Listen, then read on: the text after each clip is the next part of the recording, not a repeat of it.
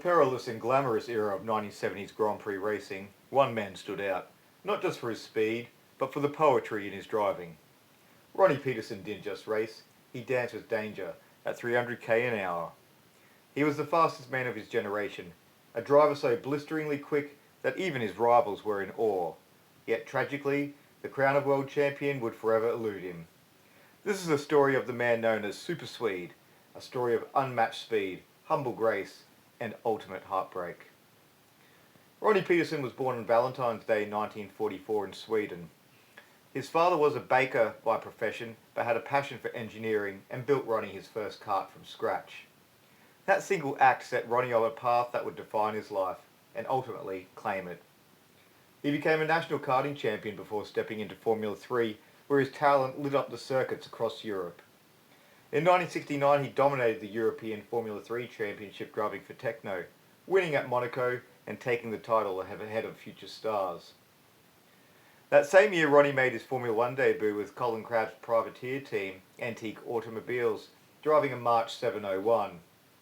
He entered 10 Grand Prix in 1970, and although the machinery wasn't competitive, his skill was evident. His best result came at the Belgian Grand Prix where he finished 7th. It was clear Peterson belonged at the top level. In 1971 he joined the factory March team, and the transformation was immediate. He finished second in 5 races: Monaco, Silverstone, Nürburgring, Monza and Mosport. The highlight of the year was undoubtedly the Italian Grand Prix, where he was part of the closest finish in F1 history, just 0.6 of a second covering the top 5. Peterson was second, less than a tenth behind Peter Ginther. Though he never won that year, he was runner-up in the World Championship to Jackie Stewart, an astonishing result for a man in just his second full season. March struggled in 1972. The 721X, a radical new design with a transverse gearbox, proved nearly undrivable. Ronnie endured a frustrating campaign, eventually switching mid-season to the simpler 721G based on a Formula 2 chassis. He picked up just 9 points and finished 9th in the standings, but his potential hadn't gone unnoticed, especially by Colin Chapman. In 73, Chapman brought Ronnie to Lotus, pairing him with reigning world champion Emerson Fittipaldi. Driving the now mature Lotus 72, Ronnie had his breakthrough year. He scored his first Grand Prix win at Paul Ricard in France after taking pole position and leading confidently. He added further wins at the Austrian and Italian Grand Prix and secured 9 pole positions across the year, the most of any driver. He ended the season 3rd in the championship, but tensions were building. Fittipaldi believed Chapman was favouring Peterson, and at season's end, the Brazilian walked away from the team. 1974 saw Ronnie emerge as the lead driver at Lotus, but the limitations of the car began to show. The Lotus 72, introduced back in 1970, was now 4 years old. Rivals like McLaren and Ferrari had newer, better balanced machines. Despite this, Ronnie wrung extraordinary pace out of the car. He took 1 pole position that year at the Argentine Grand Prix and consistently started near the front. He won 3 races: Monaco, France, at Dijon, and Italy at Monza, showcasing supreme skill on both tight circuits and high-speed layouts. But a series of mechanical failures and retirements plagued his campaign. He finished 5th in the standings, having demonstrated time and again that his raw speed could not be matched, even when the car was second-rate. The 75 season was a low point. Chapman had attempted to replace the aging 72 with the radical Lotus 76, first introduced in the 1974 season. A car with twin brake pedals and electronic ignition. Ronnie detested it, calling it unpredictable and untrustworthy. After a few races, Lotus reverted to the 72E once again, but it was hopelessly outdated. Peterson's only podium of the season came at Monaco, where he finished second to Lauda's Ferrari. Otherwise, it was a season of frustration and unfulfilled potential. By the end of 1975, with Lotus in decline and innovation failing, Peterson left the team. He returned to March in 76, driving the nimble but underpowered 761. It was not a race-winning car, unless, of course, your name was Ronnie Peterson. At Monza, he delivered one of the greatest drives of his life. He started 8th, avoided first-lap chaos, passed cars on sheer pace and bravery, and won the race by over 2 seconds. It would be his 10th Grand Prix victory. For 77, Ronnie joined Patrick Depailler at Tyrrell and piloted the six-wheeled Tyrrell P34. The concept, while revolutionary in 76, had already begun to fade.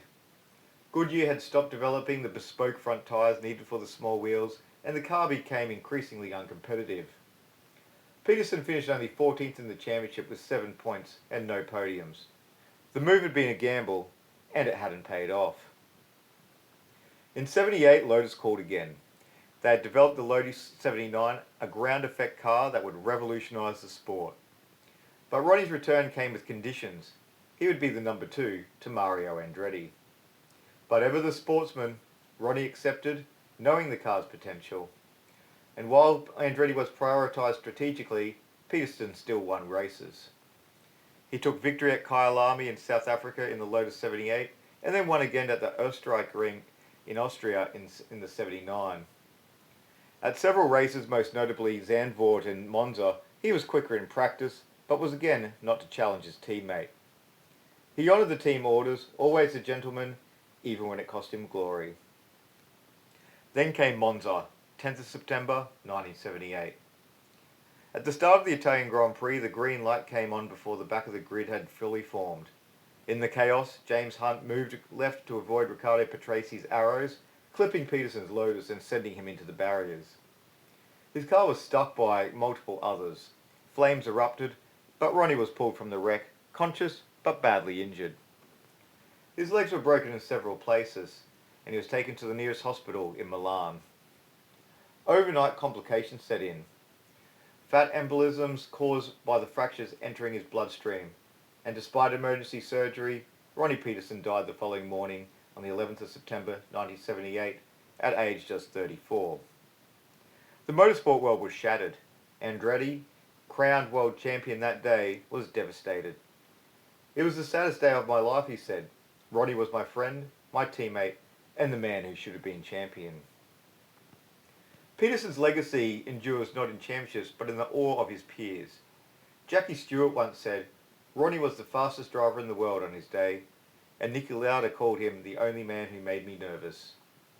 He was admired not just for his speed, but for his humility, his grace, and his refusal to play politics in a sport where politics often mattered more than performance.